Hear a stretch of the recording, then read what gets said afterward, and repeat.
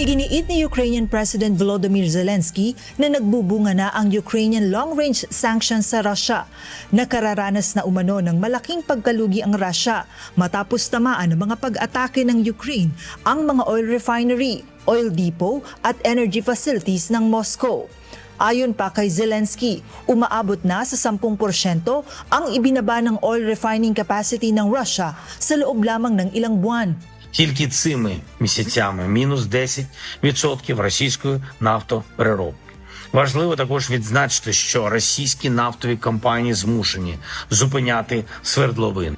Sinabi rin ng Ukrainian President na napipilitan ang ilang malalaking kumpanya sa Russia na isara ang mga oil well dahil sa mga pinsala at pagbagsak ng produksyon.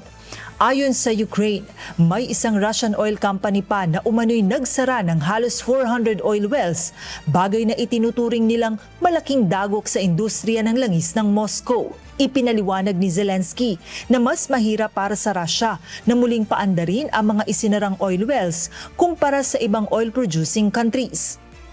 Природа російського нафтовидобутку така, що їм саме це найбільш неприємно. Звісно, крім втрати грошей.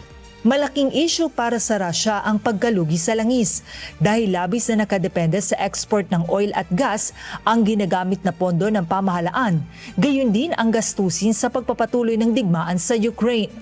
Bukod sa mga pagkalugi sa enerhiya, inaangkin din ng Ukraine na lumalalim na ang krisis sa pananalapi ng Moscow.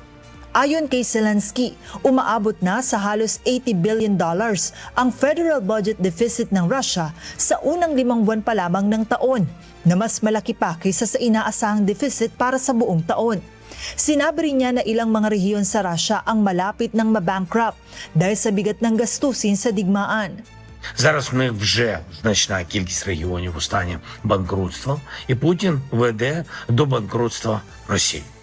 І різні схеми, які вони придумують, щоб заробити грошей, їм не допоможуть. Ayon pa sa Ukrainian President, hindi na umano sapat ang pondo ng Kremlin para tustusan ang matagalang digmaan. Sa kabila nito, patuloy pa rin ang palitan ng mga airstrikes at drone attacks ng Russia at Ukraine mahigit 4 na taon mula nang mag-umpisa ang digmaan noong February 2022. Patuloy namang nagiging malabo ang mga usapang pangkapayapaan dahil kapwa naninindigan ng Moscow at Kyiv sa kanilang mga kondisyon para sa posibleng tigil putukan. Samantala, patuloy na iginigiit ng Russia na kaya pa nitong tustusan ng digmaan habang nagpapatuloy ang mga pag-atake at labanan sa iba't ibang bahagi ng Ukraine. Joanna Nano, humahataw sa balita ngayon.